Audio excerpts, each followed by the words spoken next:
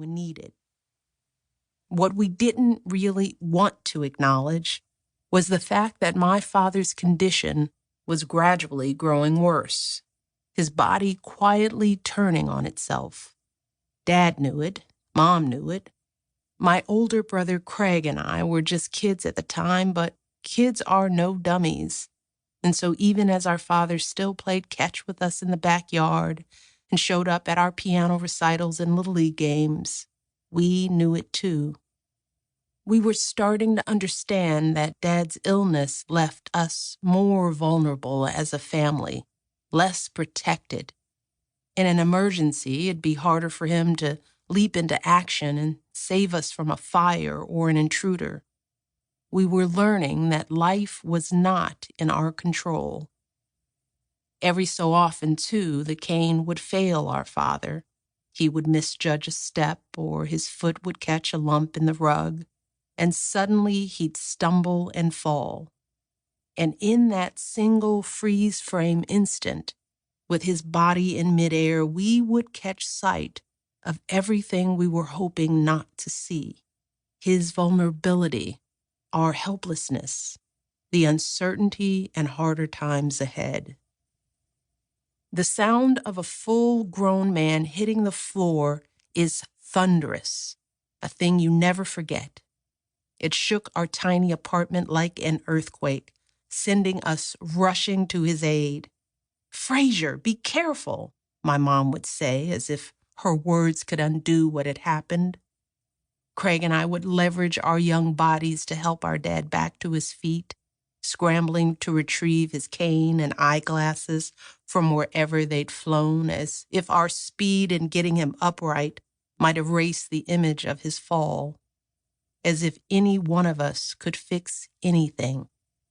These moments left me feeling worried and afraid, realizing what we stood to lose and how easily it could happen.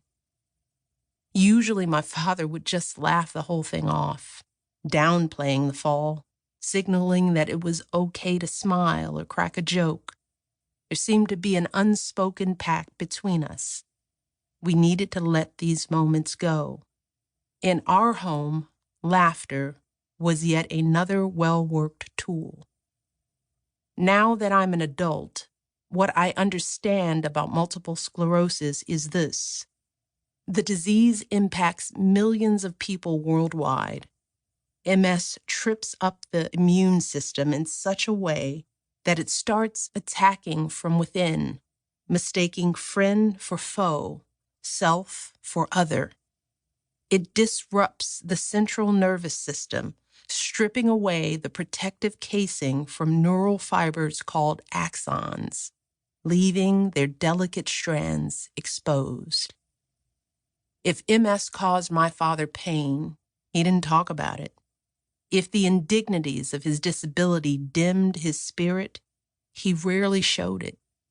I don't know if he ever took falls when we weren't around, at the water filtration plant, or walking in and out of the barber shop, though it stands to reason he did, at least occasionally.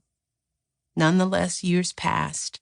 My dad went to work, came home, kept smiling. Maybe this was a form of denial. Maybe it was simply the code he chose to live by. You fall, you get up, you carry on. I realize now that my father's disability gave me an early and important lesson about what it feels like to be different, to move through this world marked by something you can't much control.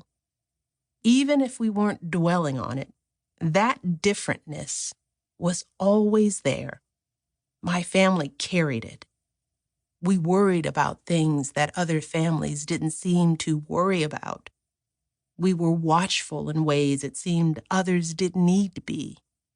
Going out, we quietly sized up the obstacles, calculating the energy it would take for my father to cross a parking lot or navigate his way through the bleachers at Craig's basketball games.